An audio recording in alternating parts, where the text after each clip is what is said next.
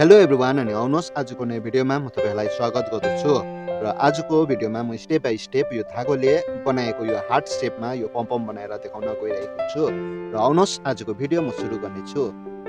दुईटा कलरले हार्ट भएको पम्पम बनाउनको लागि यो येलो कलर लिएर आफ्नो औँलामा म 60 चोटी घुमाउने छु।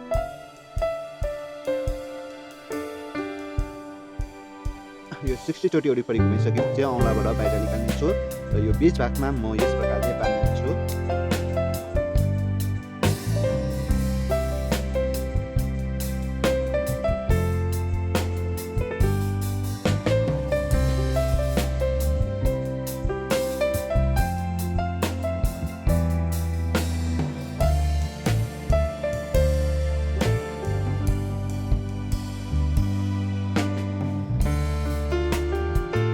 यो येलो कलरको एउटा बनाइसकेपछि यो व्हाइट कलरको पनि म यो खालको बनाउने छु।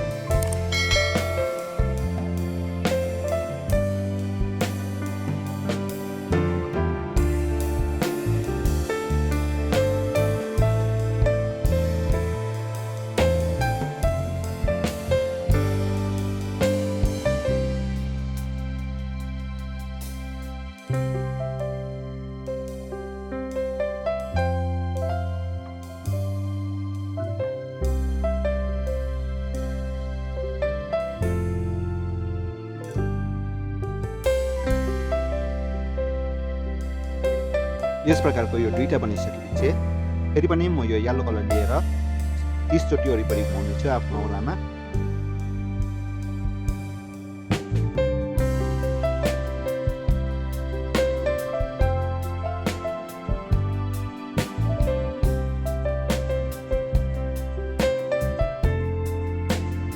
चोटी वरिपरि घुमाइसकेपछि फेरि पनि व्हाइट कलरको धागो लिएर यो पनि म 30 चोटी वरिपरि घुमाउने छु।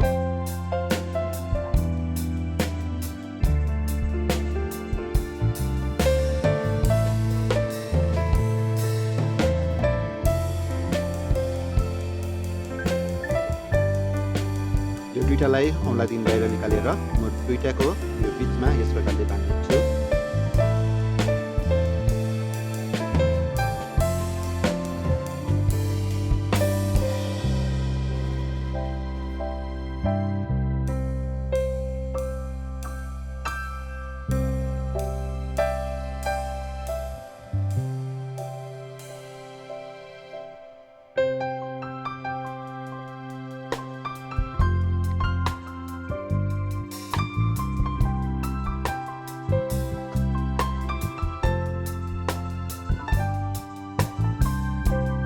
यस प्रकारले यो दुईटा कलरकोलाई बीचमा बाँधिसकेपछि यो साइड र यो साइडमा म कैँचीले काट्ने छु।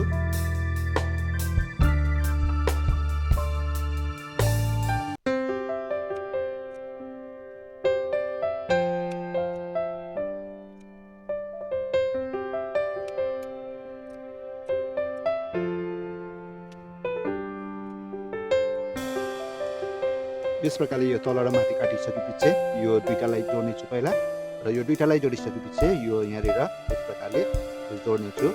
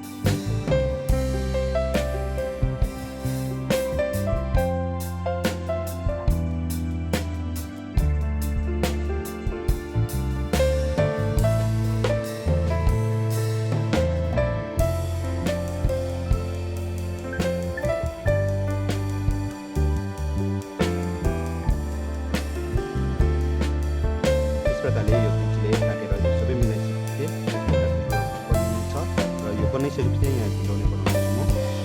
झुन्डाउने बनाउनुको लागि मैले यो सियो धागो र यो बिड्स लिएको छु। यो बिड्सलाई यो सियोमा यस प्रकारले छिराउने छु।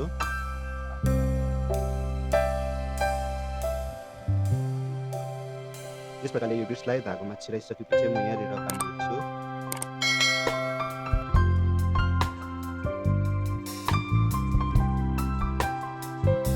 यस प्रकारले यो टुप्पोमा बाँधिसकेपछि म यहाँ ग्लु गन लगाउँदैछु।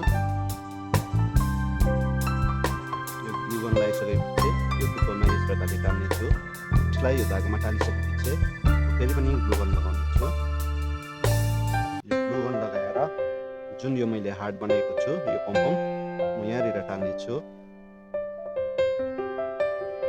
यस प्रकारले यो झुन्डाउने बनाइसकेपछि यो हार्ट भएको पम्पम कम्प्लिट भइसकेको छ र मैले यो पिङ्क र व्हाइटको पनि बनाएको छु अनि यो दुईटा बनाइसकेपछि आजको भिडियो कम्प्लिट भइसकेको छ र अर्को नयाँ भिडियो लिएर म चाँडै आउनेछु। तबसम्मको लागि keep smiling and take care.